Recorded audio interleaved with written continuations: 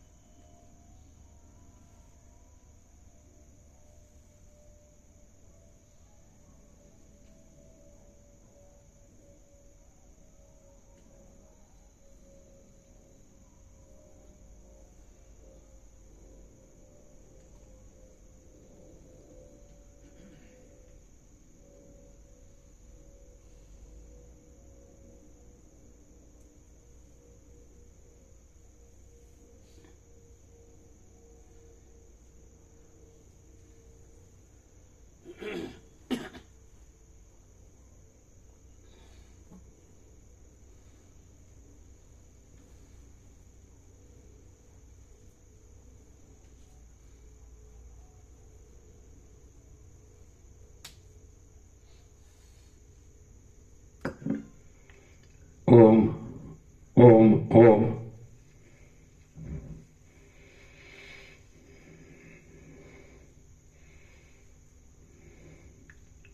परम चिदाकाश, परम ज्योति, अखंड ज्योति, महाचिदाकाश, स्वयं प्रकाश, संपूर्ण प्रकाश, पूर्ण ब्रह्म, अनंत तेजघन, अनंत चिदघन, परमाकाश, केवल अनंत शुद्ध तेजघन, परमाकाश, अखिल आत्मा, पूर्ण ब्रह्म, परमात्मा, परम चिदाकाश, परम ज्योति, अखंड ज्योति, अनंत, पूर्ण, परम चिदाकाश, परम शांति, स्वयं सिद्ध, स्वयं प्रकाश, स्वयं पूर्ण, स्वस्वरूप, यही सब कुछ है, इसके सिवा कुछ नहीं है। शून्यभास, अनंत कोटि, महाकल्पो है ही नहीं। महाचिदाकाश, स्वयं प्रकाश, संपूर्ण प्रकाश, महाचिदाकाश ज्योति, अनंत, अखंड, अभेद, महाचिदाकाश ज्योति, महातत्व, महासामान्य, महाचिदाकाश, स्वसंवेद्य, सहज निर्विकल्प, महाचिदाकाश, परम कैवल्य, परम शांति, परम चिदाकाश, अनंत, पूर्ण, निरपेक्ष, सत, અનંત, સંપૂર્ણ, અપરિગ્રહ, નિર્ભ્રાંત, નિરપેક્ષ.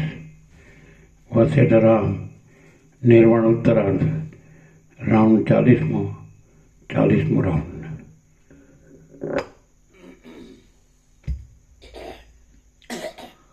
આદ્ય પરબ્રહ્મ સદગુરુ દેવ કી જય.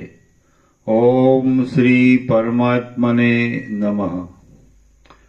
સદગ્રંથોમાં શિરોમણી શ્રી યોગ વાસિષ્ઠ મહારામાયણ, નિર્વાણ પ્રકરણ ઉત્તરાર્ધ, સર્ગ 104મો, પેજ નંબર 1458. સર્ગ 104મો. ચિદાત્મા જગત સ્વરૂપે રહેલા છે. આ 104મા સર્ગમાં આકાશ આદિ જેમ વાયુ આદિરૂપ થાય છે તેમ ચિદાત્મા જગતરૂપ થઈ રહેલ છે એમ અનુભવથી સિદ્ધ કરી આપવામાં આવશે.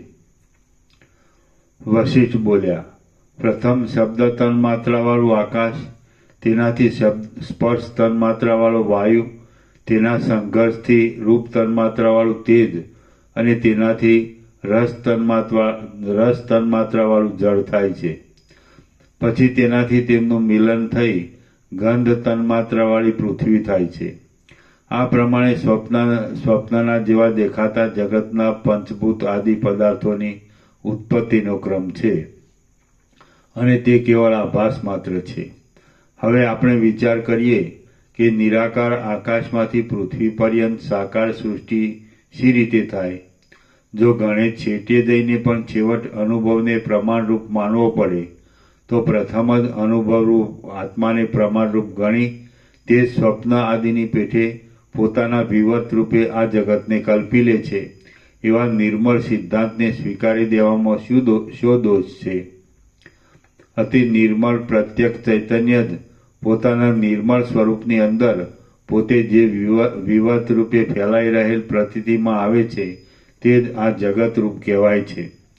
આ વાત અધિષ્ઠાન ચૈતન્યની સત્યતાથી અને સર્વમ ખલ્વિદ્વમ બ્રહ્મ ઇત્યાદિ સત્ય શ્રુતિના બળથી યથાર્થ છે. આ પંચ મહાભૂતો કોઈ ઠેકાણે છે જ નહીં અને ઘર આદિ પણ કશું છે નહીં. એ સર્વ અસત્ય છતાં સ્વપ્ન દશાની પેઠે મિથ્યા રૂપે અનુભવમાં આવે છે. સ્વપ્નમાં જેમ પોતાનું આત્મ સ્વરૂપ જ નગર આદિરૂપ જાણે થઈ રહ્યું હોય તેમ જણાય છે, તેમ જાગ્રત અવસ્થામાં પણ સુખરૂપ આત્મ સ્વરૂપ જ જાણે જગતરૂપ થઈ રહેલું હોય તેમ પ્રતીતિમાં આવે છે. હું ચિદાકાશ રૂપ છું અને આ જગત પણ ચિદાકાશ રૂપ જ છે.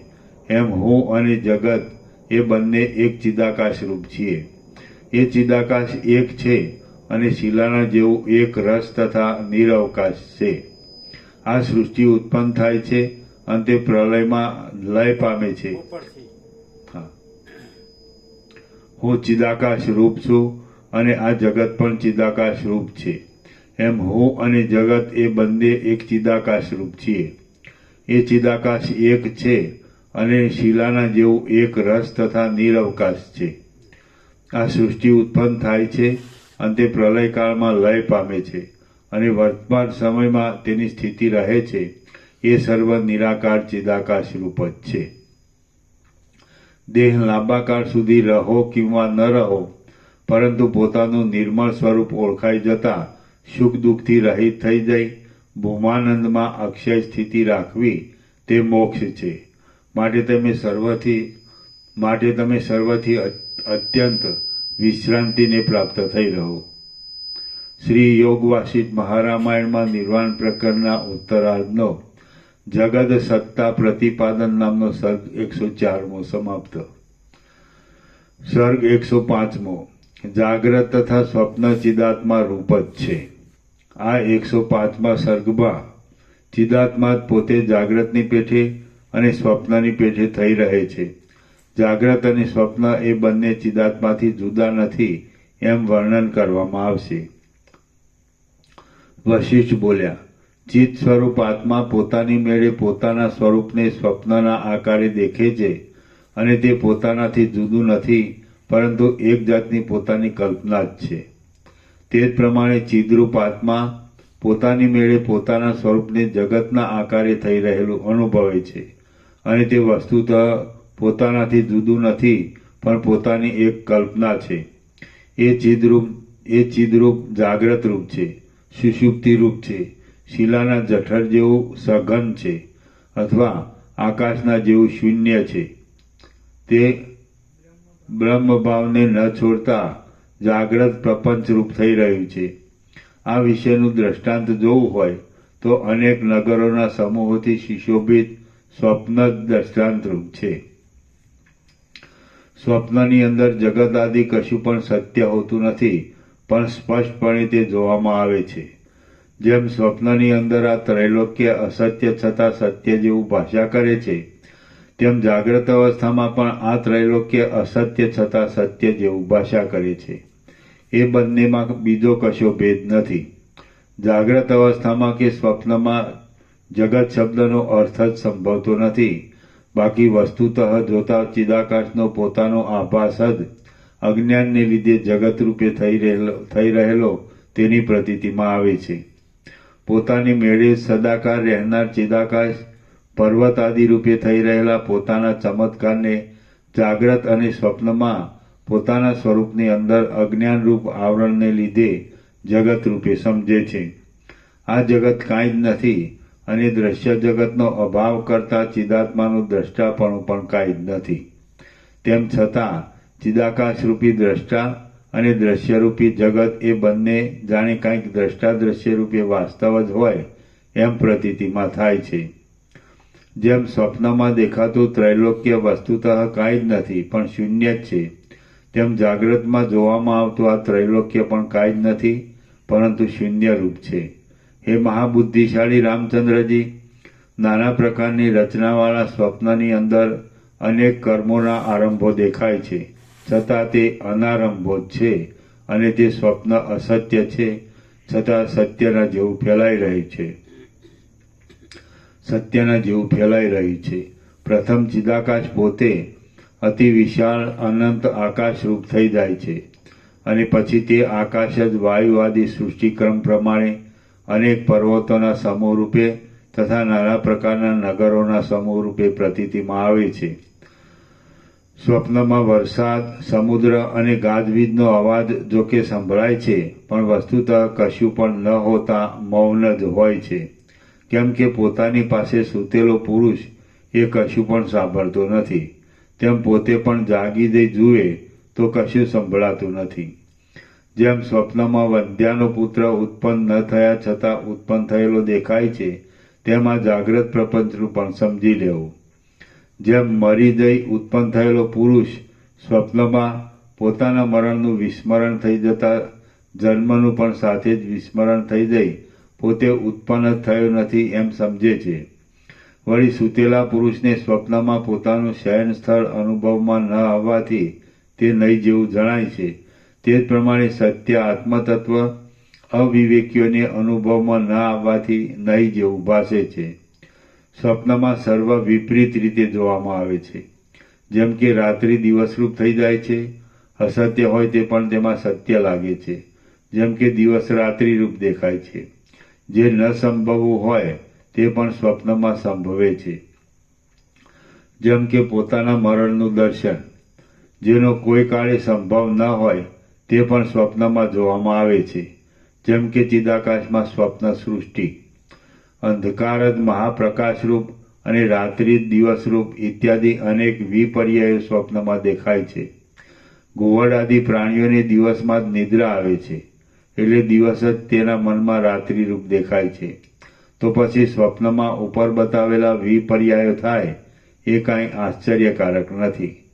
સ્વપ્નમાં ખાડા આદિમાં પડી જતા પોતાની સુવાની જમીન જ ખાડા રૂપ થઈ જાય છે, કિંવા ચિદાકાશ જ ખાડા રૂપે પ્રતીતિમાં આવે છે. આમ અનેક જાતની સ્વપ્ન સૃષ્ટિ અસત્ય છતાં સ્વપ્નની અંદર સત્ય જેવી દેખાય છે. તેમ આ જાગ્રત સંબંધી સૃષ્ટિ પણ અસત્ય છતાં સત્ય જેવી ભાસી રહી છે.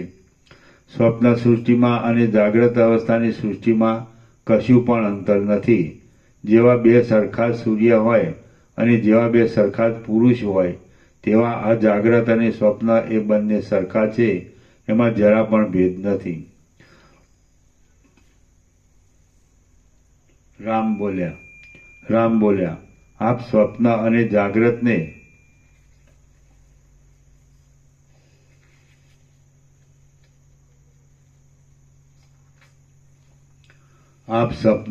જાગ્રતને બરાબર સરખા કહો છો તે સંભવતું નથી, કેમ કે સ્વપ્નમાં તરત જાગી જતા જાગ્રત સૃષ્ટિ જોવામાં આવે છે.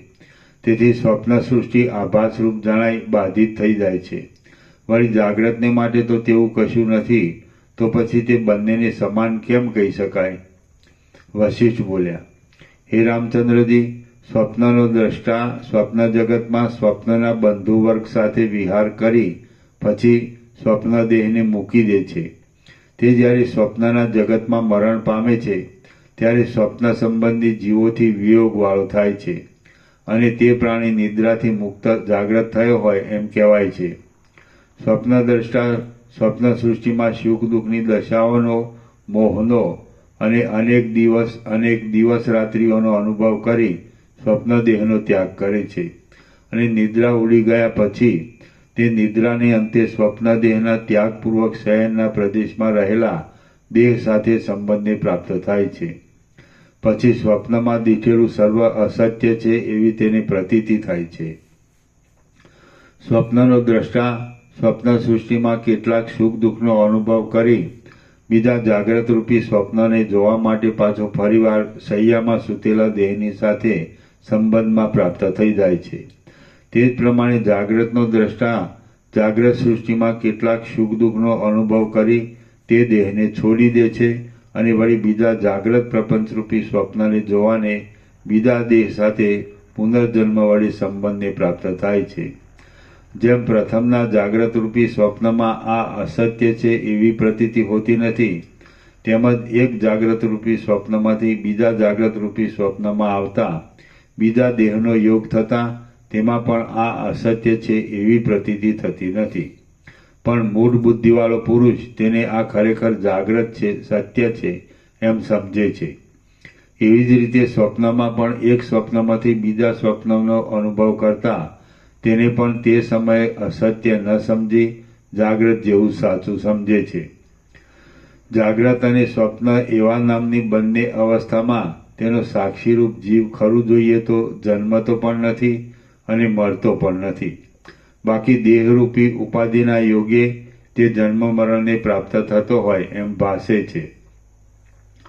સ્વપ્નનો દ્રષ્ટા સ્વપ્ન દેહને મૂકી દેતા અહીં જાગ્રત અવસ્થામાં જાગી ગયેલો કહેવાય છે અને અહીં જાગ્રત અવસ્થામાં મરી ગયેલો જીવ પુનર્જન્મ થતાં બીજા જાગ્રતરૂપી સ્વપ્નમાં પ્રબોધને પ્રાપ્ત થઈ જાય તો જાગી ગયેલો કહેવાય છે. એક સ્વપ્નમાંથી બીજા સ્વપ્નમાં જતાં પ્રથમ સ્વપ્ન કરતાં તે સમયનું ચાલતું બીજું સ્વપ્ન જાગ્રતના જેવું વિશેષ જણાય છે. તેમ એક જાગ્રત અવસ્થામાં મરણને શરણ થઈ બીજા દેહના યોગે બીજી જાગ્રત અવસ્થામાં આવતા તેમાં પ્રબોધને પ્રાપ્ત થઈ ગયેલા પુરુષને એ જાગ્રત પણ અવશ્ય વિશેષ સ્વપ્નના જેવું દેખાય છે. જાગ્રત અને સ્વપ્ન એ બંને હવે પછી કહેવામાં આવશે એવા ઇતિહાસના જેવા મિથ્યા જ છે અને પરસ્પર ઉપમાન ઉપમેયપણાને પ્રાપ્ત થઈ રહેલ છે. સ્વપ્નના સમયમાં સ્વપ્ન જાગ્રતના જેવું જણાય છે અને જાગ્રત જે આગળ અનુભવાયું હોય તે સ્વપ્નના જેવું ભાસે છે. બાકી વસ્તુતઃ જોઈએ તો એ જાગ્રત અને સ્વપ્ન બંને મિથ્યા છે. ચિદાકાશ જ કેવળ એક છતાં બંને રૂપ થઈ રહેલ છે. જે કાંઈ સ્થાવર જંગમ પ્રાણી વર્ગ છે તે સર્વમાં ચિદાકાશ વિના બીજું શું ઘટી શકે એમ છે. જેમ માટીનું વાસણ માટી વિનાનું દેખાતું નથી, તેમ કાષ્ઠ પાષાણ આદિ પણ ચિદાકાશના એક ચમત્કાર રૂપ વિવર્તરૂપ હોવાથી ચિદાકાશ વિના દેખાતા નથી. આપણને જેવો ચિદાકાશના વિવર્તરૂપ સ્વપ્નમાં વસ્તુઓનો સમૂહ દેખાય છે તેવો જ ચિદાકાશના વિવર્તરૂપ જાગ્રતમાં પણ છે. હે વિવેકી રામચંદ્રજી, સ્વપ્નમાં જે પાષાણ જોવામાં આવે તે ચિદાત્મા ચમત્કાર વિવર્ત વિના બીજું શું છે એ વાત તમે જ નિર્વિવાદ રીતે કહો. એ સ્વપ્ન પાષાણ અવશ્ય ચિદાકાશના વિવર્ત રૂપ જ છે. સ્વપ્નમાં જેમ ચિદાકાશ વિવર્ત રૂપે પાષાણ આદિ રૂપે દેખાતા છતાં અખંડિત રીતે પોતાના સ્વરૂપની અંદર જ રહેલું છે, તેમ જાગ્રતમાં પણ એ ચિદાકાશ અનેક જગત રૂપે થઈ રહ્યા છતાં પોતાના નિર્વિકાર સ્વરૂપની અંદર જ રહેલું છે. અધ્યારોપ દ્રષ્ટિથી જોઈએ તો ચિદ્રૂપ બ્રહ્મ જ જગતના આકારે જુદા જુદા રૂપે દેખાય છે, અને અપવાદ દ્રષ્ટિથી જોઈએ તો સર્વ જગતરૂપી ચિત્ર બ્રહ્મરૂપી બિંદમાં જ આભાસ રૂપે માત્ર કલ્પિત છે. જેમ માટીનું બનેલું વાસણ માટીથી જુદું દેખાતું નથી, તેમ ચિદાકાશમાં કલ્પાયેલ દ્રશ્ય પણ ચિદાકાશ વિના જુદું દેખાતું નથી. પર્વતની શિલામાંથી બનાવેલા પાત્ર પર્વતની શિલા વિના જુદું દેખાતું નથી, તેમ ચિદાકાશમાં કલ્પાયેલ દ્રશ્ય પણ ચિદાકાશ વિના જુદું દેખાતું નથી. જેમ દ્રવરૂપ જળ દ્રવપણાથી રહિત દેખાતું નથી, તેમ ચિદાકાશમાં કલ્પાયેલ દ્રશ્ય પણ ચિદાકાશ વિના જુદું દેખાતું નથી. જેમ ઉષ્મારૂપ અગ્નિ ઉષ્મા વિના દેખાતો નથી, તેમ ચિદાકાશમાં કલ્પાયેલું આ દ્રશ્ય પણ ચિદાકાશ વિના જુદું દેખાતું નથી. જેમ ચપળતાવાળો વાયુ ચલન શક્તિથી રહિત દેખાતો નથી, તેમ ચિદાકાશમાં કલ્પાયેલું દ્રશ્ય પણ ચિદાકાશના વિના જુદું દેખાતું નથી. જે વસ્તુ જેનાથી જુદી ન હોય તે વિનાની તે શી રીતે દેખાય?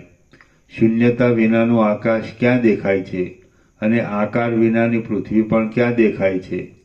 જેમ સ્વપ્નમાં દેખાતા આ ઘટપટ આદિ પદાર્થો ચિદાકાશના માત્ર એક વિવર્ત રૂપ છે, તેમ જાગ્રતમાં દેખાતા આ પર્વત આદિ પદાર્થો પણ ચિદાકાશના જ એકમાત્ર વિવર્ત રૂપ છે. હે સુશીલ રામચંદ્રજી, જેમ સ્વપ્નમાં દેખાતા નગર અને પર્વત આદિ પદાર્થો ચિદાકાશ રૂપ છે, તેમ જાગ્રતમાં દેખાતા નગર અને પર્વત આદિ પદાર્થો પણ ચિદાકાશ રૂપ જ છે. સ્વપ્ન અને જાગ્રત એ બંને અનંત અને શાંત વિકલ્પથી રહિત એક ચિદાકાશ રૂપ છે. તો પછી આ વિશે વિવાદ કરવો વ્યર્થ છે. શ્રી યોગ વાસિષ્ઠ મહારામાયણમાં નિર્વાણ પ્રકરણના ઉત્તરાર્ધનો જાગ્રત સ્વપ્ન ઐક્ય પ્રતિપાદન નામનો સર્ગ 105મો સમાપ્ત. સર્ગ 106મો ચિદાકાશ જ જગત રૂપ છે. આ 106મા સર્ગમાં અનેક લક્ષણોના સમૂહ વડે ચિદાકાશને ફરીવાર વર્ણવવામાં આવશે, અને તે જ જગત રૂપ છે એમ પણ ફરીવાર નિરૂપણ કરાશે. રામ બોલ્યા, હે મહારાજ, પરબ્રહ્મરૂપ ચિદાકાશ કેવું છે તે આપ ફરી વાર કહો. આપના અમૃતતુલ્ય વચનને સાંભળતા મને તૃપ્તિ થતી નથી. વશિષ્ઠ બોલ્યા, એક જ સમયે સાથે જન્મેલા અને બધા પ્રકારે બરાબર સરખા સમાન વયવાળા બે ભાઈઓના જેમ વ્યવહારને માટે જુદા જુદા નામ કલ્પવામાં આવે છે, તેમ ચિદાકાશ રૂપી સ્ફટિક શિલાની અંદર પ્રતિબિંબ રૂપે દેખાતા જાગ્રત અને સ્વપ્ન વિશે પણ છે. તેઓ બધા પ્રકારે બરાબર સમાનતાવાળા છે, છતાં માત્ર વ્યવહારને માટે તેમના જુદા જુદા નામ કલ્પવામાં આવ્યા છે. બાકી વસ્તુતઃ જોતા બે જુદા જુદા પાત્રમાં રહેલા જળની પેઠે એ બંનેમાં કશો ભેદ નથી. એ બંને એક નિર્મળ ચિદાકાશ રૂપ જ છે. આત્મચૈતન્ય પળવારમાં એક પ્રદેશમાંથી ચક્ષુ આદિ ઇન્દ્રિય દ્વારા ઘણા દૂરના બીજા પ્રદેશમાં જાય છે, ત્યારે વચમાં તેનું જે કાંઈ નિર્વિશેષ સ્વરૂપ છે તે ચિદાકાશ કહેવાય છે. પૃથ્વીમાં સ્થિર થઈ રહેલા અને મૂળ વડે પૃથ્વીના સ્વચ્છ રસને ખેંચનારા વૃક્ષમાં વૃદ્ધિ હ્રાસ એટલે ક્ષય વિનાનો જે કાંઈ નિર્વિક્ષેપ આનંદ રહ્યો છે તે ચિદાકાશ કહેવાય છે. સર્વ વાસનાઓથી રહિત થઈ ગયેલા અને કશો વિક્ષેપ ન આવવાથી ચિત્તને શાંત રાખનારા તત્વજ્ઞ પુરુષને સર્વ વિષમ ભાવથી રહિત પોતાના સહજ સુખમય સ્વરૂપનો જે કાંઈ અનુભવ થાય છે તે ચિદાકાશ રૂપ કહેવાય છે. નિદ્રા ન આવી હોય અને સર્વ માનસિક વિક્ષેપનો સર્વ વાસનાઓથી રહિત થઈ ગયેલા અને કશો વિક્ષેપ ન આવવાથી ચિત્તને શાંત રાખનારા તત્વજ્ઞ પુરુષને સર્વ વિષમ ભાવથી રહિત પોતાના સહજ સુખમય સ્વરૂપનો જે કાંઈ અનુભવ થાય છે તે ચિદાકાશ રૂપ કહેવાય છે. સર્વ વાસનાઓથી રહિત થઈ ગયેલા અને કશો વિક્ષેપ ન આવવાથી ચિત્તને શાંત રાખનારા તત્વજ્ઞ પુરુષને સર્વ વિષમ ભાવથી રહિત પોતાના સહજ સુખમય સ્વરૂપનો જે કાંઈ અનુભવ થાય છે તે ચિદાકાશ રૂપ કહેવાય છે. નિદ્રા ન આવી હોય અને સર્વ માનસિક વિક્ષેપનો એટલે વિષયનો લય થઈ ગયો હોય, જાગ્રત અવસ્થા જતી રહી હોય, તે સમયે સ્વસ્થ પુરુષને જે કાંઈ નિર્વિષય આનંદ અનુભવમાં આવે છે તે ચિદાકાશ કહેવાય છે. નિદ્રા ન આવી હોય અને સર્વ માનસિક વિક્ષેપનો વિષયનો લય થઈ ગયો હોય, જાગ્રત અવસ્થા જતી રહી હોય, તે સમયે સ્વસ્થ પુરુષને જે કાંઈ નિર્વિષય આનંદ અનુભવમાં આવે છે તે ચિદાકાશ કહેવાય છે. પોતપોતાની ઋતુમાં વૃદ્ધિને પ્રાપ્ત થનારા ઘાસ, ઝાડી, લતા વગેરેમાં જે કાંઈ નિર્વિષય આનંદનો ભાવ રહે છે તે ચિદાકાશ કહેવાય છે. પુરુષ પોતે જીવતા છતાં તત્વજ્ઞાન વડે રૂપ આદિ બાહ્ય વિષયોના સંબંધથી અને સંકલ્પ વિકલ્પ આદિ માનસિક વિષયથી રહિત થઈ રહેલ હોય તેને શરદ ઋતુના આકાશના જેવો સ્વચ્છ આનંદનો જે ભાવ અનુભવમાં આવે છે તે ચિદાકાશ કહેવાય છે. પુરુષ પોતે જીવતા છતાં તત્વજ્ઞાન વડે રૂપ આદિ બાહ્ય વિષયોના સંબંધથી અને સંકલ્પ વિકલ્પ આદિ માનસિક વિષયથી રહિત થઈ રહેલ હોય તેને શરદ ઋતુના આકાશના જેવો સ્વચ્છ આનંદનો જે ભાવ અનુભવમાં આવે છે તે ચિદાકાશ કહેવાય છે. વિધાતાએ કાષ્ઠ, પાષાણ, પર્વત આદિની જે સ્વાભાવિક સ્થિતિ રચેલી છે તે સ્થિતિમાં જીવતા છતાં સ્વરૂપ સ્થિતિને લીધે સ્થિર થઈ રહેવું અને તેમાં આનંદનો ભાવ સ્ફુરવો તે ચિદાકાશ કહેવાય છે. વિધાતાએ કાષ્ઠ, પાષાણ, પર્વત આદિની જે સ્વાભાવિક સ્થિતિ રચેલી છે તે સ્થિતિમાં જીવતા છતાં સ્વરૂપ સ્થિતિને લીધે સ્થિર થઈ રહેવું અને તેમાં આનંદનો ભાવ સ્ફુરવો તે ચિદાકાશ કહેવાય છે.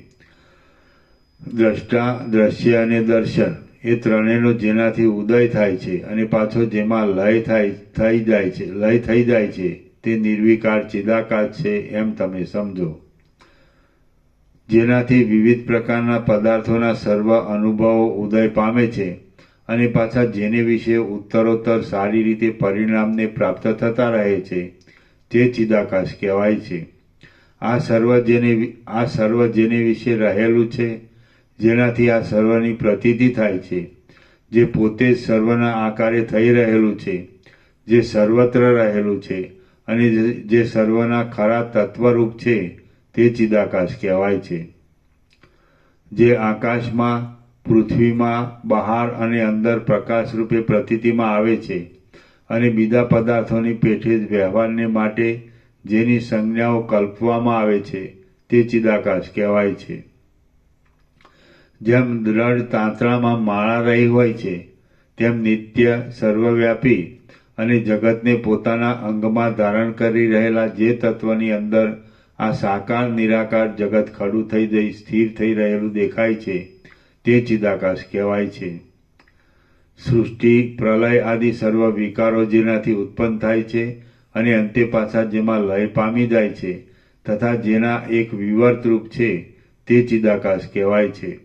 નિદ્રા નિવૃત્ત થતાં જેનાથી વિક્ષેપ શક્તિને લીધે આ જગત આવિર્ભાવ પામે છે અને વિક્ષેપ શક્તિની શાંતિ થતાં જેમાં પાછું લીન થઈ જાય છે તે ચિદાકાશ કહેવાય છે.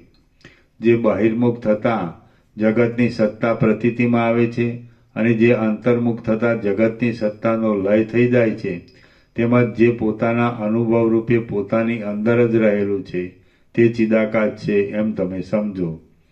એ સત્ય તત્વ અમુક રૂપ નથી તેમ અમુક મય પણ નથી એમ સર્વથા નિર્ણય કરી છેવટ જે કશારૂપ નથી એમ નિર્ણય થયા છતાં સર્વરૂપ થઈ રહેલું છે તે ચિદાકાશ કહેવાય છે. અર્ધ નિમેષ જેટલા સમયમાં ઘણા દૂર પ્રદેશથી શરીર ઇન્દ્રિય દ્વારા બીજા પ્રદેશમાં પહોંચે છે ત્યારે વચમાં ચિદાત્માનું જે નિર્વિષય સ્વરૂપ રહ્યું છે તે ચિદાકાશનું સ્વરૂપ સમજવું. આ જગત યથાસ્થિતપણે રહ્યું છે અને તેના ક્રમ પ્રમાણે ઉત્પન્ન થયું છે, છતાં તે ચિદાકાશ રૂપ છે. તે રૂપ આદિ બાહ્ય વિષયના અનુભવ તથા સંકલ્પ વિકલ્પ આદિ માનસિક વિષયનું સ્ફુરણ એ બંને વડે યુક્ત છે, છતાં ચિદાકાશ રૂપ જ છે. નિર્મળ, નિર્વિકાર અને સત્ય એવું ચિદાકાશ સદા એક રૂપે રહ્યું છે, છતાં કંઈક બહિર્મુખ થતાં તે જાણે જગત આદિના આકારે થઈ રહેલ હોય એમ પ્રતીતિમાં આવે છે. તેમ ઇન્દ્રિયો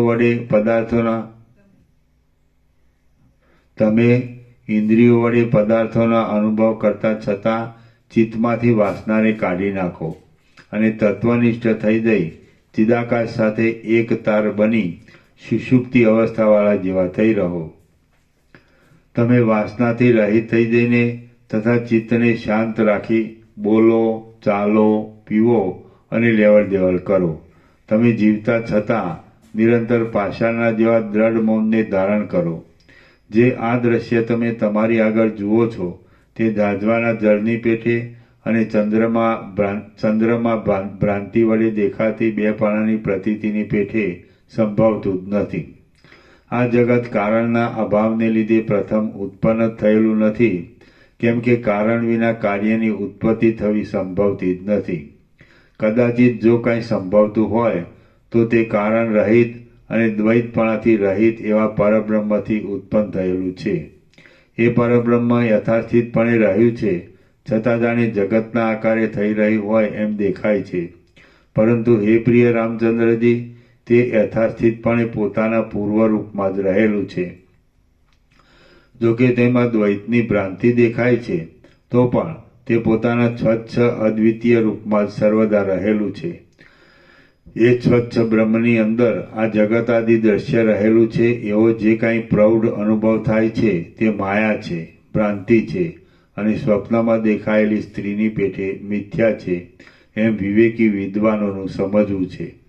વસ્તુતઃ જોતા દ્રશ્ય ઉત્પન્ન થયેલું નથી, તે વર્તમાન સમયમાં પણ નથી, હવે પછી પણ થશે નહીં અને નાશને પણ પ્રાપ્ત થતું નથી, કેમ કે જે નથી જ તેનો નાશ શો થાય? તે જગત પરમ શાંત ચિદાકાશ રૂપ છતાં જગતના આકારે થઈ રહેલું દેખાય છે. એ સ્વસ્થ શાંત પરબ્રહ્મ પોતાના સ્વરૂપને નહીં છોડતા વિવર્ત ભાવથી જાણે જગતરૂપ થઈ રહ્યું હોય એમ પ્રતીતિમાં આવે છે.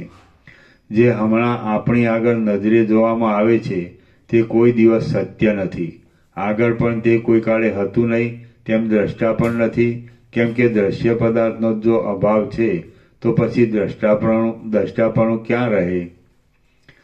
રામ બોલ્યા, વક્તાઓમાં શ્રેષ્ઠ હે મહાત્મા વશિષ્ઠજી, જો આપ કહો છો તેમ હોય, દ્રષ્ટાદ્રશ્ય આદિ કશું ન જ હોય તો પછી આ દ્રષ્ટાદ્રશ્યની પ્રતીતિ કેમ થાય છે તે સર્વ આપ મને ફરીવાર કહો.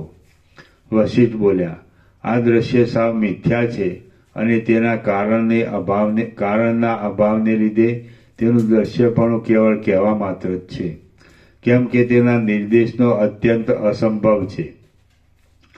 જે કાંઈ દ્રષ્ટા અને દ્રશ્યની ભ્રાંતિ રૂપે જગત આદિ પ્રતીતિમાં આવે છે તે પરમાત્માનું શુદ્ધ રૂપ છે એમ તમે સમજો.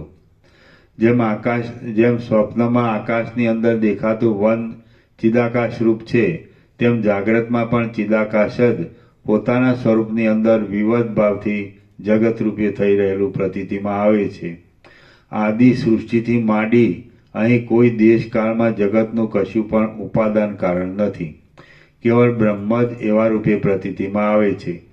પોતાના સ્વરૂપની અંદર ચિદાકાશ જ કંઈ વિવર્ત ભાવને પ્રાપ્ત થઈ જાય છે અને તે જ આ જગત રૂપે ખડું થઈ રહેલું ભાસે છે.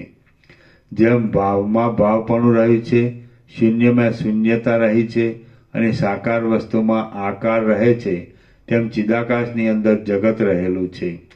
આ જગત ચિદાકાશનો માયામાં પડેલો એક આભાસ જ છે એમ તમે સમજો. વસ્તુતઃ તે સત્ય ચિદાકાશથી પૂર્ણ ભરપૂર છે અને એક રસમય થઈ રહેલું છે. ચિદાકાશ જ પોતે આ પ્રમાણે દ્રષ્ટા દ્રશ્ય અને દર્શન રૂપે થઈ રહેલું ભાસે છે. વસ્તુતઃ જોતા દ્વૈતના અભાવને લીધે આભાસ કે આભાસનો આશ્રય એ કશું નથી. આ સગળું અનિર્દેશ્ય પરબ્રહ્મ રૂપ છે. આમ દ્રશ્ય અને દર્શનના અભાવની સાથે દ્રષ્ટાનો પણ અભાવ સિદ્ધ થાય છે. તો સત અસતને જાણનાર પણ કોણ છે? રામ બોલ્યા, હે મહારાજ, જો એમ જ હોય તો પછી કાર્યકારણ આદિનો ભેદ કેમ દેખાય છે? તે ક્યાંથી આવ્યો અને તે કેમ સત્યતાને પ્રાપ્ત થઈ ગયો? તે આપ મને કહો. વશિષ્ઠ બોલ્યા, ઈશ્વર જે વસ્તુતઃ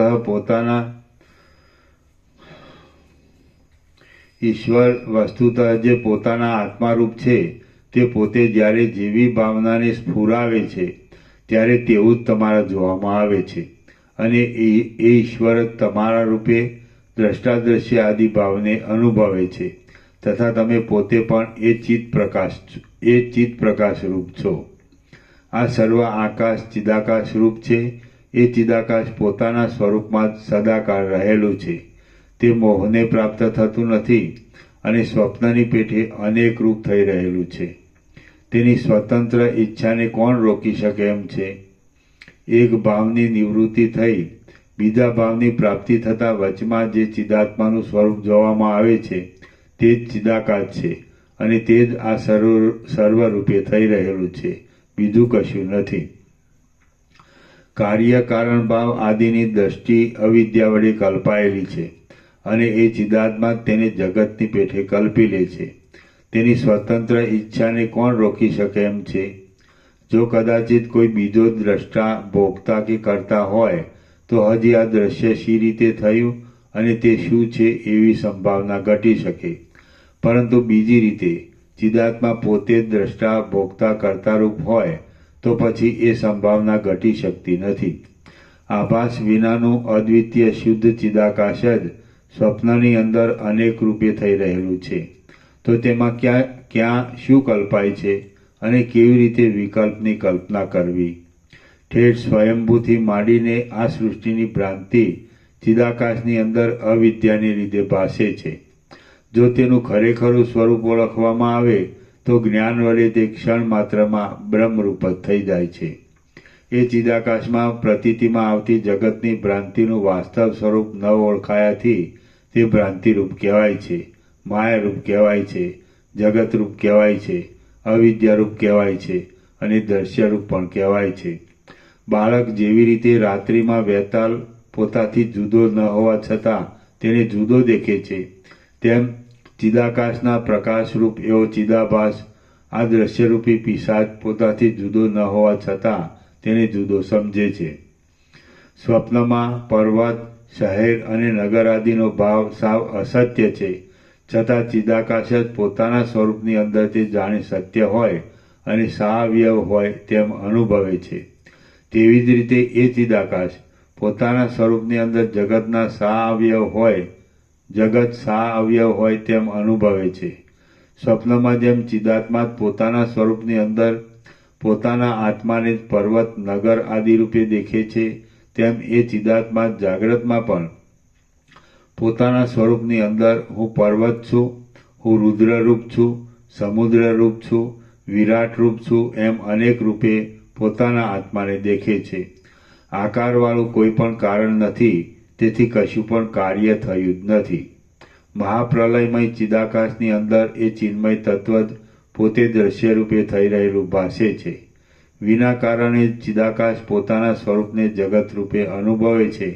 બાકી વસ્તુતઃ નિરવયવ છે, ચિન્માત્ર છે અને નિરંતર પોતાના ચિન્મય સ્વરૂપમાં જ રહેલું છે.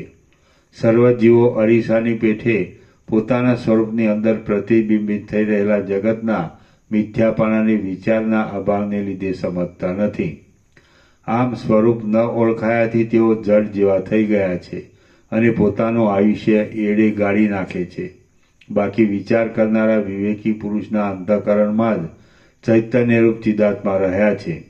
તેથી પરમ પુરુષાર્થ તેમની પાસે જ રહેલા છે. તે પદાર્થોના નામ રૂપાત્મક સ્વરૂપને છોડી દઈને અને તેના અવશિષ્ટ રહેલા તત્વને ચિદાકાશ રૂપ સમજીને વિવેકી પુરુષે ચેતન છતાં પાષાણના જેવું અચળ થઈ રહેવું, પણ બીજા માયિક દેહ આદિ પદાર્થોમાં આસ્થા રાખવી એ સારી વાત નથી. જેમ જળ પોતાના પ્રવાહને ચલાવે છે, છતાં જગતની અંદર તે દ્રવ રૂપે અને ચક્રી આદિ રૂપે પણ રહેલું છે, તેમ ચિદાકાશ પોતાના સ્વરૂપમાં રહે છે, છતાં વિવર્ત ભાવથી તે જગત રૂપે પણ થઈ રહેલું છે.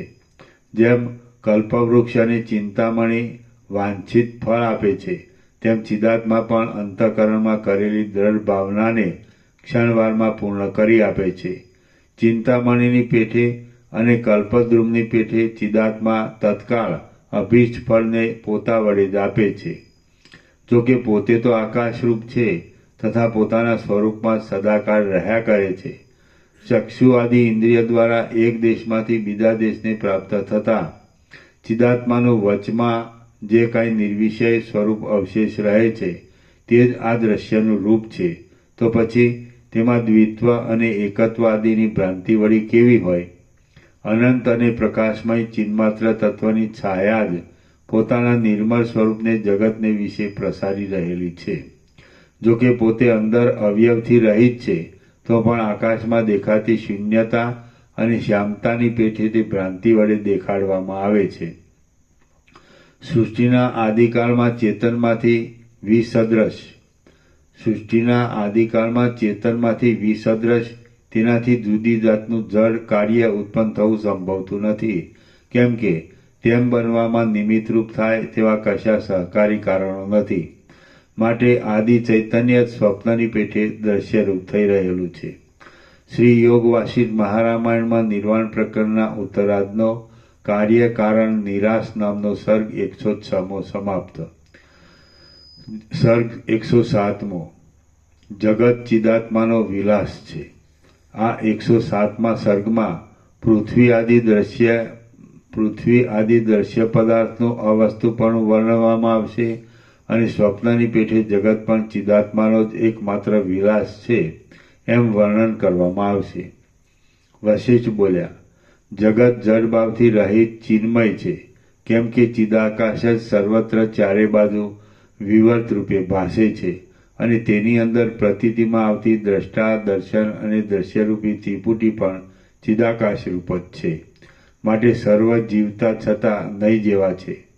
આ મનુષ્ય વર્ગ, હું અને તમે જીવતા છતાં નહીં જેવા છીએ. જગતના સર્વ સ્થાવર જંગમ પદાર્થો વ્યવહારમાં નજરે દેખાય છે, છતાં તે કાષ્ઠ મોમના જેવા નિષ્ક્રિય કુટસ્થ ભાવને પ્રાપ્ત થઈ રહેલા છે અને આકાશમાં પણ સુખથી ગમન કરી શકે એવા નિરાકાર છે. આકાશમાં દેખાતી શ્યામતાની પેઠે જે કાંઈ આ પ્રસરી રહેલું દેખાય છે તે કશું છે જ નહીં એમ તમે સમજો. કેમ કે આકાશની અંદર વળી કશાનો સંભવ જ ક્યાંથી હોય?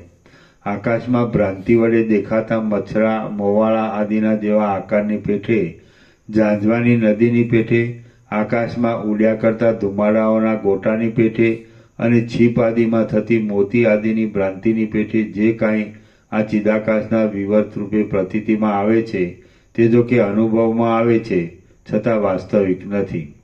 ચિદાકાશ જ જગત રૂપે વિવર્ત ભાવને પ્રાપ્ત થઈ ગયેલું છે. એ જગત જો કે અનુભવમાં આવે છે તો પણ વસ્તુતઃ તે શૂન્ય જ છે. તેથી તેમાં શી આસ્થા રાખવી અને કયો પદાર્થ તેમાં આસ્થા ઉત્પન્ન કરાવે એમ છે? પૃથ્વી આદિ પદાર્થો ચિદાકાશરૂપી બાળકની કલ્પનાના સમૂહરૂપ છે. શૂન્ય છે, નિરર્થક અને અવસ્તુરૂપ છે. માત્ર ભ્રાંતિથી જ તે ચિદાકાશની અંદર ઉદય પામેલા છે. હે અજ્ઞાનીઓ, તેમાં અમુક હું છું અને અમુક મારું છે એવી ગાંઠી આસ્થા શા માટે રાખવી? હવે મને સમજાયું કે બાળકના સંકલ્પમાં બાળક જ રમે છે. સુવર્ણ તથા રત્ન આદિના લાભની ઈચ્છાથી પ્રવૃત્ત થયેલો પુરુષ તે ખાણને ધોવાની વાત મૂકી દઈ આકાશને ધોવા મંડી જાય છે, તો તેને મોટા યત્ન વડે પણ કશું ફળ મળે નહીં. આ પ્રમાણે પૃથ્વી આદિના અસદ વિચારો વડે કેવળ વૃથા જ આયુષ્ય ચાલ્યું જશે અને કશું તત્વ જાણવામાં આવશે નહીં. જે વસ્તુ સહકારી આદિ જે વસ્તુ સહકારી આદિ કારણોના અભાવને લીધે પ્રથમ જ ઉત્પન્ન થયેલ નથી તે આજે ક્યાંથી હોય? જે મૂળ પુરુષો ઉત્પન્ન જ નહીં થયેલા આકાશના જેવા શૂન્ય તથા મિથ્યા અર્થ વડે વ્યવહાર કરે છે તેઓ મરી ગયેલા અથવા નહીં થયેલા પુત્રની રક્ષા કરે છે. વસ્તુતઃ જોઈએ તો પૃથ્વી આદિ પદાર્થો ક્યાંથી થયા, કોણે કર્યા, શી રીતે તેમની ઉત્પત્તિ થઈ, તેમનું સ્વરૂપ કેવું? શાંત ચિદાકાશ જ એવી રીતે પોતાના સ્વરૂપની અંદર પોતા વડે વિવર્ત ભાવને પ્રાપ્ત થઈ જાય છે. કાર્યકારણ કાળ આદિની કલ્પના વડે આકુળ ચિત્તવાળા પુરુષને એવી રીતે ભ્રાંતિ માત્રથી પૃથ્વી આદિ પદાર્થો દેખાય છે. એવા અવિવેકી પુરુષનું આપણે કશું પણ પ્રયોજન નથી. અપવાદ દ્રષ્ટિથી જોતા જગત પૃથ્વી આદિથી સાવ રહિત છે અને અધ્યારોપ દ્રષ્ટિથી જોતા જગતરૂપ પદાર્થ જગતરૂપ પૃથ્વી અધ્યારોપ દ્રષ્ટિથી જોતા આદિ સહિત અધ્યારોપ દ્રષ્ટિથી જોતા પૃથ્વી આદિ સહિત તે જગત રૂપે ભાસે છે. ચિદાકાશ રૂપી મણિ સ્વપ્નાદિની પેઠે પોતાના આકાશના જેવા વિશાળ સ્વરૂપને આવી રીતે જગત આદિ રૂપે પ્રસારી દે છે. પોતાના અનુભવ વડે પ્રમાણમાં આવતું ચિદાકાશનું જે કાંઈ નિરાકાર સ્વરૂપ છે તે જ દ્રશ્ય એવા કાલ્પનિક નામને ધારણ કરીને પૃથ્વી આદિના રૂપે પ્રતીતિમાં આવે છે. સર્ગ 107મો સમાપ્ત. સર્ગ 108મો. અવિદ્યાનો નાશ થતાં જ જગતનો નાશ થાય છે. આ 108મા સર્ગમાં જ્યાં સુધી અવિદ્યાનો નાશ ન થાય ત્યાં સુધી કોઈ કાળે જગતનો અંત આવતો નથી. આ બાબત વિશે વિસ્તારથી અવિદ્યા સંબંધી એક વિચિત્ર આખ્યાન આવશે. રામ બોલ્યા, હે મહારાજ, આ દ્રશ્યરૂપી અવિદ્યા ચિદાકાશની અંદર એક સ્વપ્ન નગરીની પેઠે દેખાય છે, છતાં શૂન્ય છે. તે અવિવેકી પુરુષની દ્રષ્ટિમાં અજ્ઞાનને લીધે બાધિત ન થઈ જતા વિદ્યમાન જ છે. તે ક્યાં સુધી પ્રતીતિમાં આવે છે, કેવા રૂપે દેખાય છે, કેવડી જણાય છે અને તેનું તત્વ શું છે તે સર્વ આપ મને ફરીવાર કહો. વશિષ્ઠ બોલ્યા, જે અવિવેકી પુરુષોને પૃથ્વી આદિ દ્રશ્યરૂપી અવિદ્યા સત્યરૂપે વિદ્યમાન જણાય છે તેમને બ્રહ્મની પેઠે દેશ વડે કે કાળ વડે તેનો અંત દેખાતો નથી. બ્રહ્મ નહીં, ભ્રમ. વશિષ્ઠ બોલ્યા, જે અવિવેકી પુરુષોને પૃથ્વી આદિ દ્રશ્યરૂપી અવિદ્યા સત્યરૂપે વિદ્યમાન જણાય છે તેમને બ્રહ્મની પેઠે જ દેશ વડે કે કાળ વડે તેનો અંત દેખાતો નથી. આ બાબતમાં હું એક કથા આખ્યાયિકા કહું છું, તે તમે સાંભળો. કોઈક સ્થળમાં આકાશના કોઈ એક ખૂણામાં આ ત્રિલોકીના જેવી જ કોઈ એક ત્રિલોકી છે અને તેની અંદર અહીંના જેવી જ સર્વ વ્યવસ્થા રહેલી છે. તેમાં પૃથ્વીના ભૂષણરૂપ કોઈ એક પૃથ્વીનો ભાગ છે. તેની અંદર હાથી, ઘોડા આદિનો સ્પષ્ટ રીતે સંચાર થઈ શકે એવી કોઈ ભૂમિમાં તત્મિતિ નામની એક પ્રસિદ્ધ નગરી છે. તેમાં વિપચિત નામનો એક વિખ્યાત રાજા હતો. તે પોતાની વિદ્વતાને લીધે સભાસદો વડે સુશોભિત એવી પોતાની સભામાં બહુ દીપતો હતો. કમલિનીવાળી નદીમાં જેમ રાજહંસ શોભે છે, નક્ષત્રગણમાં જેમ ચંદ્રમા શોભે છે અને પર્વતોના સમૂહમાં જેમ સુમેરુ શોભે છે, તેમ રાજસભામાં એ રાજા બહુ જ શોભતો હતો. એ રાજાના એવા તો અમૂલ્ય ગુણો હતા કે કવિઓ તેનું વર્ણન ન કરી શકવાને લીધે વર્ણન કરવામાંથી નિવૃત્ત થઈ જતા હતા. કવિઓને તેની પાસેથી અચલ લક્ષ્મી, ખ્યાતિ અને શોભા મળતા હતા અને તે મેરુ પર્વતની પેઠે જ પોતાના આશ્રિતોને ન્યાલ કરી દેતો હતો. નિરંતર પ્રાતઃકાળમાં ઉઘડનારા અને સર્વ દિશાઓમાં પ્રકાશ આપનારા કમળમાંથી જેમ સૂર્યના તડકાથી અપૂર્વ શોભા ઉત્પન્ન થાય છે, તેમ નિરંતર પ્રાતઃકાળમાં પ્રફુલ્લ રહેનારા અને સર્વની આશાઓને પૂર્ણ કરનારા એ વિપચિત રાજાના પ્રતાપથી અપૂર્વ શોભા ઉત્પન્ન થતી હતી. એ રાજાની બુદ્ધિ બ્રાહ્મણ તરફ બહુ શ્રદ્ધાવાળી હતી અને તેનામાં જાતિ, ફળ, વર્ણ, આશ્રમ આદિનું ઉત્તમ અભિમાન રહ્યું હતું. તે ભક્તિ વડે સદાકાળ એક સરખી રીતે અગ્નિને જ પોતાના ઈષ્ટ દેવતા રૂપે પૂજતો હતો અને બીજા કોઈ પણ દેવને તે જાણતો પણ ન હતો. તેના મંત્રીમંડળમાં મહાધીર તથા નિર્ભય સૈન્યવાળા બળવાન 4 મંત્રીઓ હતા અને તેઓ ચારેય દિશામાં 4 મહાસાગરની પેઠે મર્યાદાનું પાલન કરવા માટે યોજાયા હતા. સમુદ્રમાં જેમ માછલાઓના અને મગરમચ્છોના સમૂહો રહ્યા હોય છે, તેમ એ મંત્રીઓ પણ ઘોડાઓ અને હાથીઓના સમૂહોથી યુક્ત હતા. સમુદ્રમાં જેમ ચકરીઓના સમૂહો રહ્યા હોય છે, તેમ એ મંત્રીઓ પણ ચક્રવ્યૂહ વડે મહાસુશોભિત જણાતા હતા. સમુદ્રો જેમ તરંગો વડે રમણીય જણાય છે, તેમ એ મંત્રીઓ પણ બળથી, શક્તિ અને સૈન્યથી બહુ રમણીય જણાતા હતા. પૃથ્વીને શોભાવનારો એ વિપચિત રાજા પોતાના મંત્રીઓ વડે સર્વ દિશાઓરૂપી ચક્રનો નાભીની પેઠે આધારરૂપ હતો. સુદર્શન ચક્રની પેઠે શત્રુઓથી અજેય હતો અને સર્વ શત્રુ વર્ગને જીતતો હતો. તેની પાસે એક દિવસ પૂર્વ દિશા તરફથી એક ચતુર દૂત આવી ઊભો રહ્યો. તે રાજાને એકાંતમાં કાળના વેગના જેવી ઉતાવળી ગતિવાળું અને ઘોર અક્ષરવાળું આ વચન કહેવા લાગ્યો: અસ્ખલિત રીતે પૃથ્વીરૂપી ગાયને ખીલાની પેઠે પોતાના બંને હાથરૂપી વૃક્ષમાં વિશ્રામ આપનાર વિષ્ણુ તુલ્ય હે મહારાજ, મારા મુખથી હું જે હકીકત કહું છું તે આપ સાંભળો અને પછી જેમ યોગ્ય લાગે તેમ કરો. પૂર્વ દિશામાં આપે જે સામંત મોકલ્યો હતો તે તાવથી મરણ પામ્યો છે. આપે તેને સર્વ શત્રુઓને જીતી દિગ્વિજય કરવા માટે આજ્ઞા કરી હતી અને તે એમને જીતવા સારું એમ પુરીમાં ચાલ્યો ગયો હોય એમ હું માનું છું.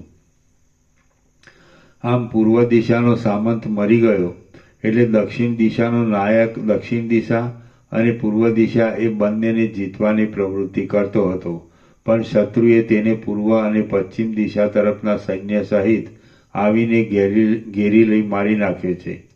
એ દક્ષિણ દિશાનો સામંત મરી ગયા પછી તમે પશ્ચિમ દિશામાં મોકલેલો સામંત પોતાના સૈન્યની સાથે પૂર્વ દિશા અને દક્ષિણ દિશાનું સંરક્ષણ કરવા માટે આદરથી સત્વર આવતો હતો.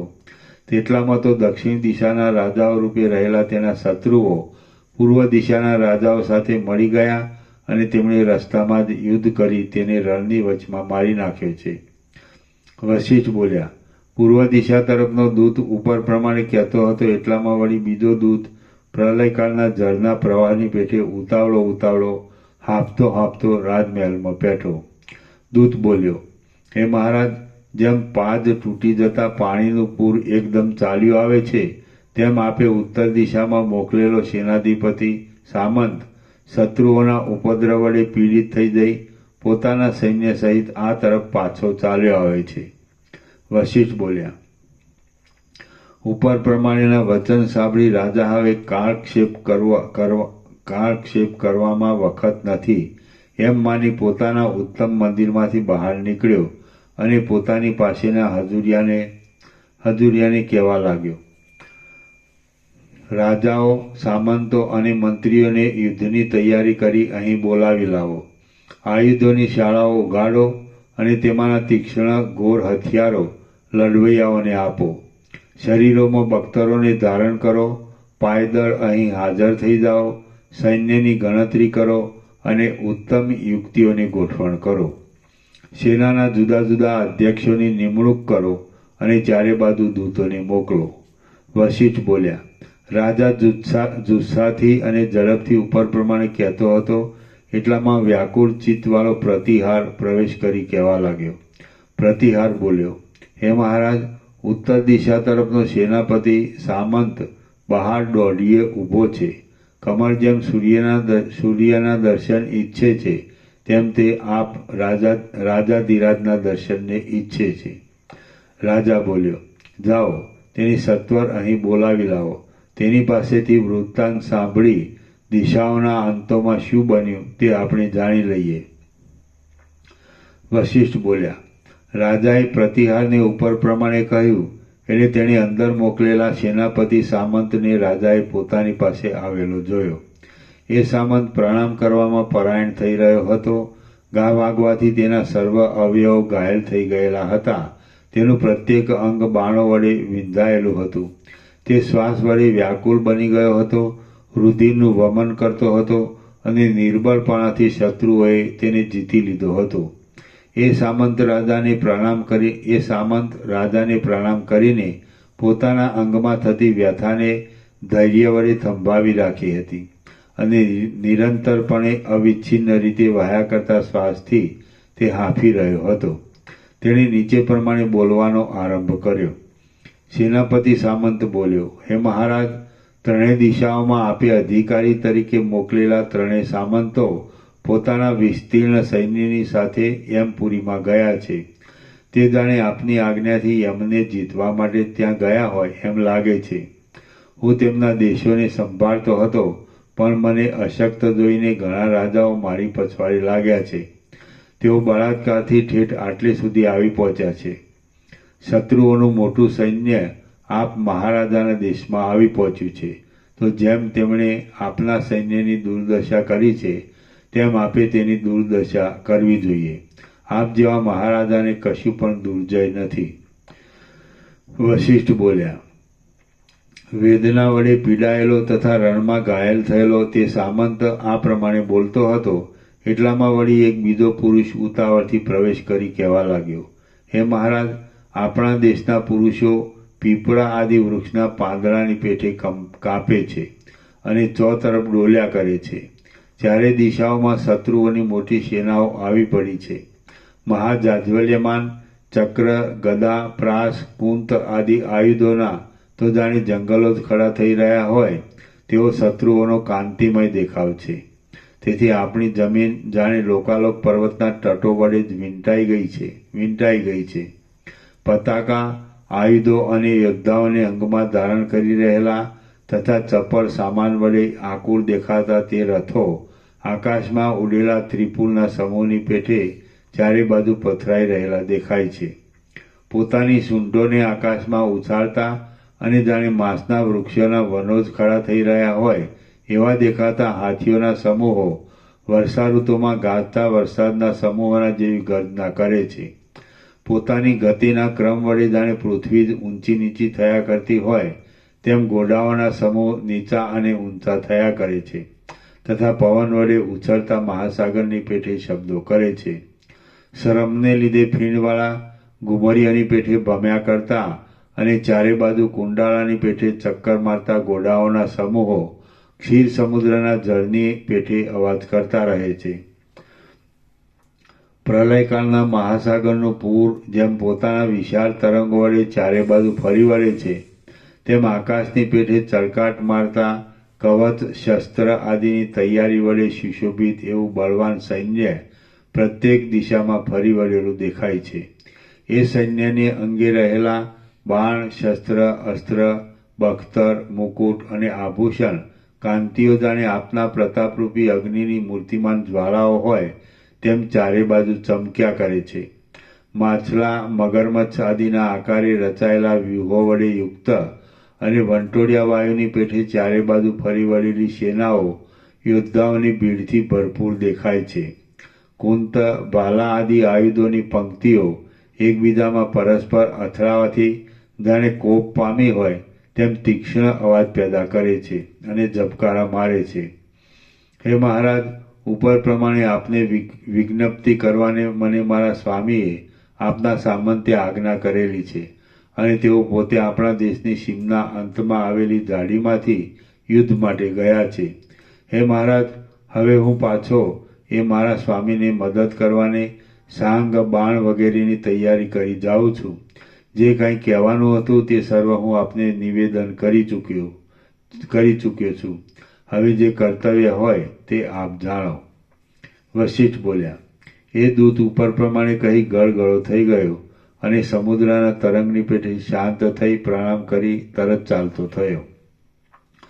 ગભરાટને પામેલા મંત્રીઓ, રાજાઓ, યોદ્ધાઓ, હાથીઓ, ઘોડાઓ, નોકરો, નગરજનો અને સ્ત્રીઓ વગેરેના ટોળાઓથી વ્યાકુળ થયેલો અને પોતાના ઉપર આવી પડેલા ભયને લીધે હાથમાં ઉપાડેલા હથિયારોવાળા અનેક જનસમૂહોથી ભરેલો તે રાજમહેલ પ્રચંડ પવન વડે વ્યાકુળ થઈ રહેલા મોટા જંગલના જેવો અતિ વ્યાકુળતાવાળો દેખાતો હતો. શ્રી યોગવાસિન મહારામાયણમાં નિર્વાણ પ્રકરણના ઉત્તરાર્ધનો પાર્થિવ સરંભ વર્ણન નામનો સર્ગ 108મો સમાપ્ત. ઓમ ઓમ ઓમ. આના નંબર 1469. 1469. પ્રસાદ આપી દો.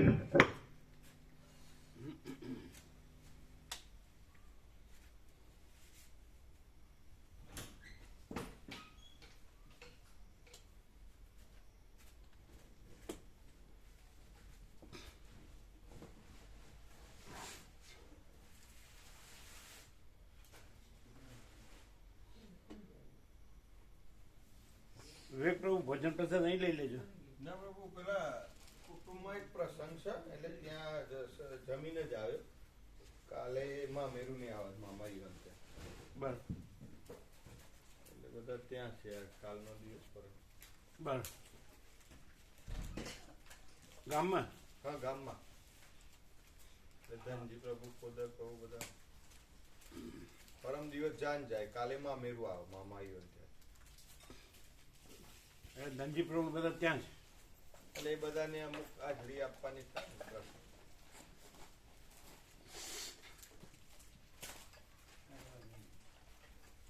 હમણાં 3 દિવસ અહીં આવી ગયા છે બાળ ગોપાલ બધા. બરાબર. આજે બપોર પછી આવે.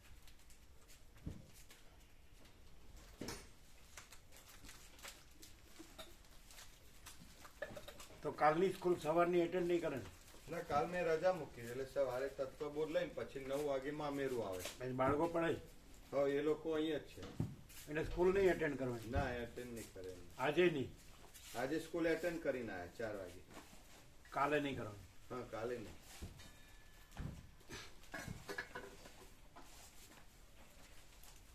અરુણ પ્રભુ કહેતા સોમવારે આવવાનું.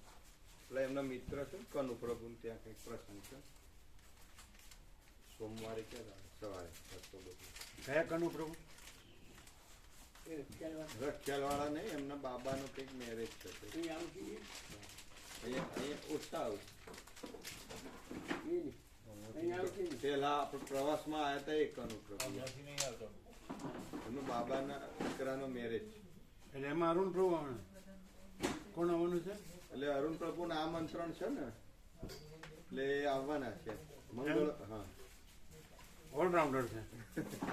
એટલે મને કે સવારે લે એમ કે તત્વબોધનો લાભ લઈશું, પણ ત્યાં હાજરી આપી છે. ઓલરાઉન્ડર. આમાં જ બધું વયું ગયું આયુષ્ય આખું.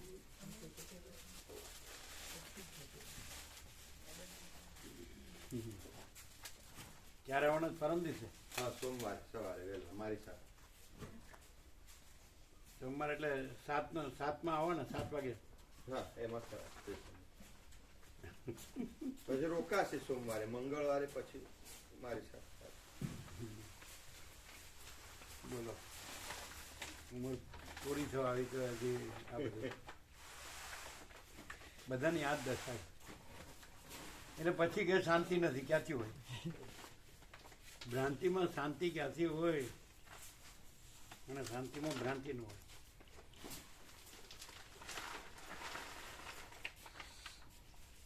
કનુ પ્રભુ કયા કનુ પ્રભુ?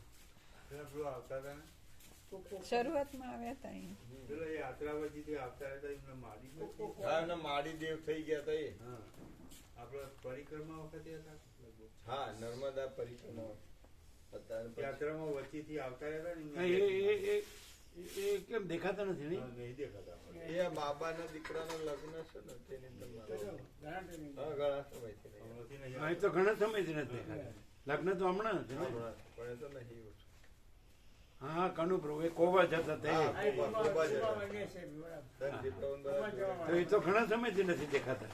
હા. એનું કારણ શું? કોમ્પ્લેક્સ શું કરે છે? કે ખેતી કરે છે? શું કરે છે? એ તો ખેતી કરે આ ઉંમરે, ટ્રેક્ટર ચલાવે, ખેતી કરે. ટ્રેક્ટર ચલાવે છે? હા, એમને ટ્રેક્ટર આવડે ને? ગુરુદર બહુ કહેતા હતા એક દાડો એ એના હાથે એ વહીવટ કોઈને હુંકતા જ કોઈને નહીં. નહીં. એ બધું એ પોતે જ અત્યારે સંભાળે. ઘણું પ્રભુ ઘરમાં કઈ લાવવું હોય તો એ જોડેથી જ લેવાના. પોતે બહુ એવું કહેતા હતા. દીકરાઓને કઈ લાવવું એ હોય આવતા નથી આવતા નહીં નથી આવતા. તો કોબા જાય છે કોબા ના, કોબા ઓછું કોઈ 2-3 મહિને કદાચ જતા હોય એકાદ વાર. એટલે આમાં જ બધું એમાં જ એમાં. તો એમાં શાંતિ હોય ખરી બોલો હવે આટલી ઉંમરે ક્યાં 80 થી વધારે હશે હા, એસી. હે એસી ખરા. 80 તો વધારે છે 80 થી વધારે 80 તો વધારે છે અને જે ટ્રેક્ટર જોરદાર ચલાવે એવું કહેતા હા, ટ્રેક્ટર ખેડવાનું જોરદાર ચલાવે છે એ ટ્રેક્ટર એમ કોદરભાઈ હા, તો ચલાવે ને. વહીવટ આપતા જ નહીં. આ બધા જોરદાર જ ચલાવે છે ને આ બધાના મગજના ટ્રેક્ટર તો જોરદાર જ ચાલે છે એટલે એમને જે પેલું શોપિંગ બનાવ્યું કોમ્પ્લેક્સ એ બનાવ્યું પણ પછી એ વેચાતું નથી હવે. એવું છે કારણ કે જેના નામનું બનાવ્યું હતું ને એ જગ્યા પાછી મૂળ માલિક બીજો છે અને આને બનાવી દીધું બીજાને સમજીને એમ. એમને એ જગ્યા લીધી ને પછી બનાવી દીધું પછી વેચવા ગયા પછી ખબર પડી કે ભાઈ આ મગનભાઈ નું તો હતું જ નહીં, આ તો છગનભાઈ મૂળ માલિક છે. એ સમજાણું નહીં કેવી રીતે એટલે એ જે જગ્યા હતી ને પ્રભુ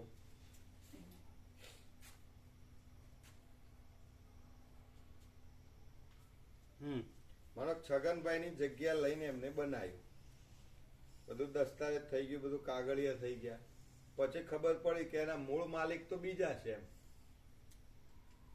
એટલે દસ્તાવેજ ખોટો થયો એટલે જે મકાન બનાવે એ પછી નામે ના ચડે એમ. આખી જિંદગી આજ કર્યા કરવાનું એટલે મૂળ માલિક જે છે કે ભાઈ મારે આપવું જ નથી એમ. પેલા કે તું કે પૈસા આપું પણ કે મારે આપવાનું જ નથી એમ. એટલે બનાવેલું બધા પૈસા વ્યર્થ ગયા એમ. આજ ચીનપુર આખી જિંદગી આજ કરવાનું જેને આ ખબર નહીં પડી હતી એની રફતારમાં આ ખબર નથી ને સત્યની આ મુકા પ્રભુ એ પેલા એના ભત્રીજા ચિરાગ પ્રભુ એના ભાઈ અલીટ પ્રભુ ને બધા સંડોવાયેલા જ છે આ જગ્યા લે આ બધા બીજાના પૈસા ને આ બધા એવું હા.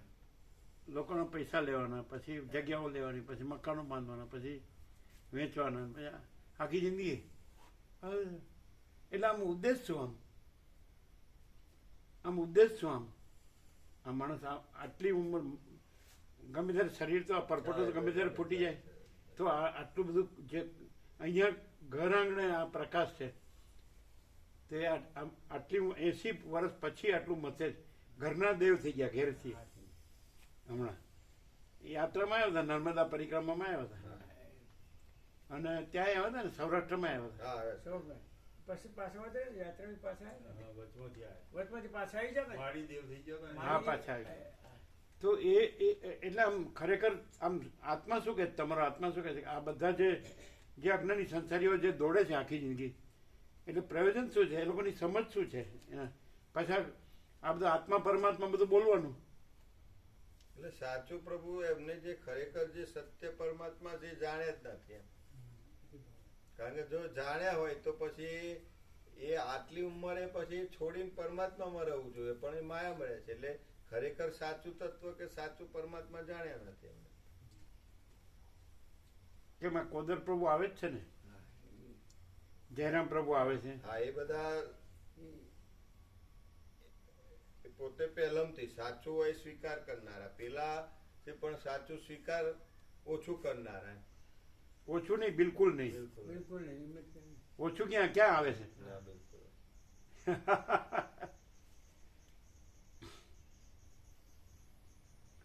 લોકો દૂર દૂરથી આવે છે. આવે છે ને? હે દૂરથી નથી આવતા? તો પછી ક્યાંથી આવે છે? કાલથી પેલા આવવાના તો એ તો ભાઈ એ અપવાદ છે પણ અરે પાલનપુરથી આવે કે મહેસાણાથી આવે કે ઊંઝાથી આવે કે પડીથી આવે, દૂરથી બોમ્બે ને દિલ્હીની વાત છોડી દો, એ તો અપવાદ કહેવાય, કોક દી આવે. પણ અહીંયા કોઈને 2 કલાક થાય, કોઈને 2.5 કલાક થાય, સુરત કોસંબા એ જ ઘણું દૂર. હે સુરત કોસંબા ઘણું આ દૂર. સુરત ને કોસંબા તો વારંવાર. સ્નેહલ પ્રભુ તો 1 કલાકનો લાભ લેવા આખો 24 કલાક એને થાય આવવા જવા. મુસાફરી 24 કલાક 1 કલાકનો લાભ લેવા હા અને અવારનવાર આવે. હા હવે એ અપવાદ છે લેવા એટલે આમ મગજ આમ ચસકી ગયો હશે. ના ના બરોબર ફૂલ મગજ ચસકી ગયો હશે તો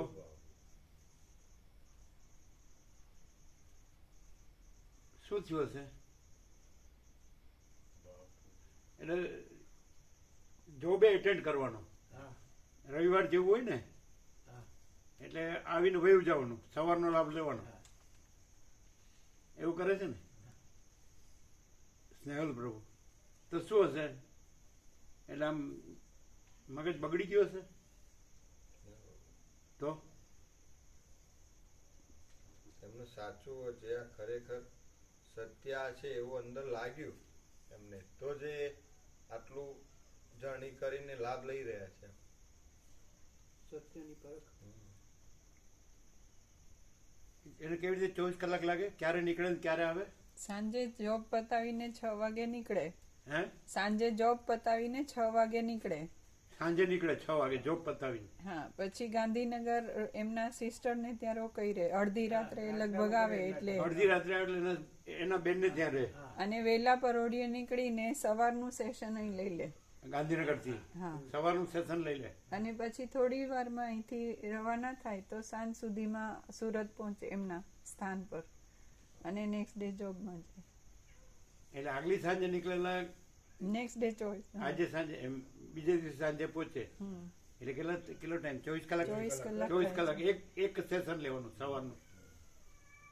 કેવું કહેવાય? તો એ ચસકી કેવું કહેવાય? ના. તો કેટલો બધો લાભ લે. વિજાપુરથી બકા પ્રભુ આવે, હા બરાબર રેવા પ્રભુ વિસનગરથી આવે, કોઈ ક્યાંથી આવે નહીં. ચિરાગ પ્રભુ જોબ કરે છે તોય હા બે નાઇટ તો કરે જ. શનિવાર આવી જાય તો રવિ સોમ 2 રજા હોય, પછી મંગળવાર સવારે જાય. હા કેવું કહેવાય? તાલુકાનું શું આમ ફરી ગયો છે આટલા બધા. પછી એકાદ બે હોય તો ઠીક છે. કેટલા બધા લોકો છે બીજા એ છે ઘણા હે? મહેસાણાથી બાજુ આવું છે, મહેસાણા, પાલનપુરથી બધા પિંકી માતાજીને બધા આવું, ડોક્ટર પ્રભુને ઊંઝા, ઊંઝાથી આવું, જ્યોતિ પ્રભુને બધા પડી, પડીથી ભાઈ આવું, બધા બોલે ખરા. બધા કેટલા છે? ઘણા આવે છે. દૂર દૂરથી આવું બધા, હે દૂર દૂરથી આવું બધા. આવે છે. આ કીર્તિ પ્રભુ ને રાજુ પ્રભુ ને કોસંબાથી આવે. ભલે ક્યારેક ક્યારેક આવે. અવારનવાર. અશોક પ્રભુ આવે છે. હે? અશોક પ્રભુ સુરત હા હવે આવે છે.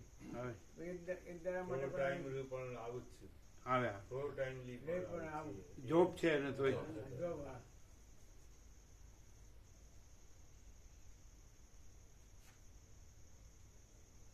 અને બીજા પણ અવારનવાર આવે. ઘણા બધા. એટલે કોદર પ્રભુ તો લગભગ સવારે ખરા,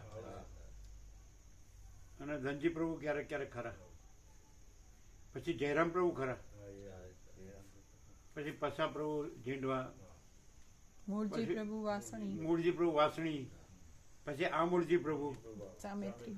સામેત્રી, એ ખરા, એ આવે આવે છે ને. આ સરદાર પ્રભુ. આ સરદાર પ્રભુ રેગ્યુલર. હા એ સરસ આવે. હા એ સરસ આવે, વધારે આવે. પછી પેલા એક કાંતિ પ્રભુ આવે છે. કાંતિ પ્રભુ હા પીપળજ, થોડું ઓછું હોબળું છે. પીપળજ વાળા. પીપળજ વાળા પીપળે જ હા. પેલા થોડું ઓછું હોબળું છે એ પ્રભુ. હા એ આવે છે, ઊંચા સરખા, એ ખાસા આવે એ છે. હારા, બહુ સરસ. એ સરસ. એટલે આ બધાને શું થયું હશે? તો એકાદ બે તો ઠીક, પણ હવે ઘણા છે તો એ લોકોને શું અંદર થયું હશે? અને આ બિલકુલ નથી આવતા, 80 ઉપર ગયા છે, અને તો પાછું આ બધા આમાં જ છે, હા એમાં મચા કરવા છે. ઝંઝટ જફા જમેલા. એમાં તો શું એ લોકો પણ બધું જાણે છે, એમને બુદ્ધિ છે, નથી આવતા એને, તો શું સમજવું? આ ખોટું હશે? ના સાચું છે પ્રભુ, પણ પેલું એ છોડતા નથી, એમને છોડીને સોંપી દેવું જોઈએ એમ ઘરે. એમ નહીં, પણ એમને એ સાચું લાગે છે તો એ તો એમ કે ને કે આખું જગત બધા કરે જ છે ને બધું.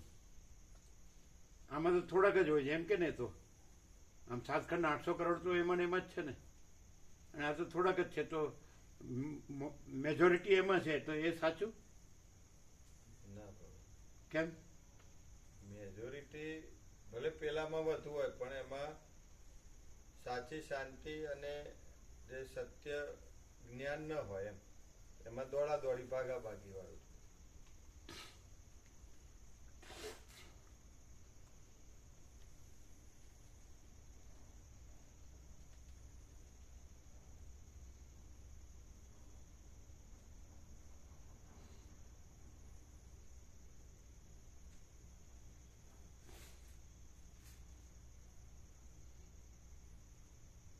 પછી આ બધા તો તમારા તો બધા આવે જ છે. આજુબાજુના બધા વાઈફ આવું હા, એ તો આવે ને. બાપુપુરા, હા. ઈશ્વરપુરા, બદપુરા, અશોક બાપુ, લીંબોદરા. ઇન્દ્રપુરા, લીંબોદરા બધા આવશે. લીંબોદરા, અશોક બાપુ. બધા ઘણા એ બધા તો આવે જ છે. અવારનવાર બધા ઘણા આવશે. નહીં? અવારનવાર અવારનવાર. આવશે. ગાંધીનગર બધા આવશે. બધા આવે જ ને. ગાંધીનગર આવે, અમદાવાદ. અમદાવાદ અમદાવાદ તો ડેઈલી આમ ગણે છે, હા. ડેઈલી જય. કે નહીં? ફૂલ લાગી જાય. વસ્ત્રાલવાળા ડેઈલી. સવારે, હા. પછી ગાંધીનગર વાળા બળદેવ પ્રભુ ને લોકો, પ્રહલાદ પ્રભુ ને લોકો હા, અવારનવાર ગાંધીનગર બળદેવ પ્રભુ, પ્રહલાદ પ્રભુ હા. અને પેલા એના શ્યામજી પ્રભુ. શ્યામજી પ્રભુ, અને પછી બિપિન પ્રભુ. પ્રહલાદ પ્રભુના સાધુ બિપિન પ્રભુ. બિપિન પ્રભુ હા, હા. બધા આવે જ ને. આવે જ આવે. શનિ રવિ રવિવાર બધા હા, શનિવાર કા- શનિ રવિ આવતા હોય. શનિવાર, રવિવાર ખાસ રવિવાર 30, 35, 40 હોય છે. હોય હા. શું? અને શિવરાવળા શિવરાત્રા. હા, એ શિવરાવળા વધારે. હા, એ તો કાંઈ પણ સેવા હોય તો બોલાવો તો હા, તો તે, હા. હાજર. ફૂલ સેવા બાળગોપાલની.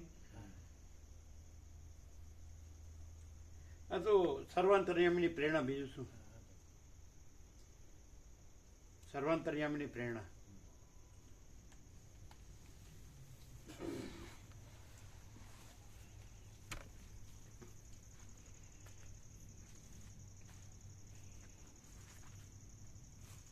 અને 40મો રાઉન્ડ. હવે અહીંયા વરસ વયું ગયું તો ક્યાં ખબર પડી?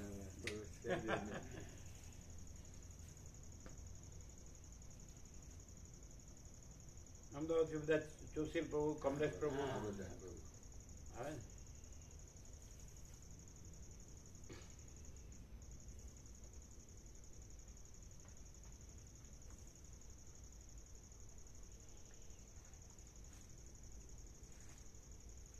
એટલે સાચું શું ને ખોટું શું એ તો નિર્ણય કેવી રીતે કરવો?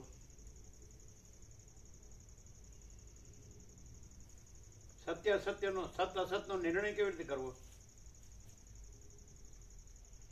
પેલા કે આ સત્ય છે, અમારા જો કરોડો લોકો એમાં છે, અબજો. આમાં તો થોડા કે છે, આંગળી જોઈને ગણાય એટલા.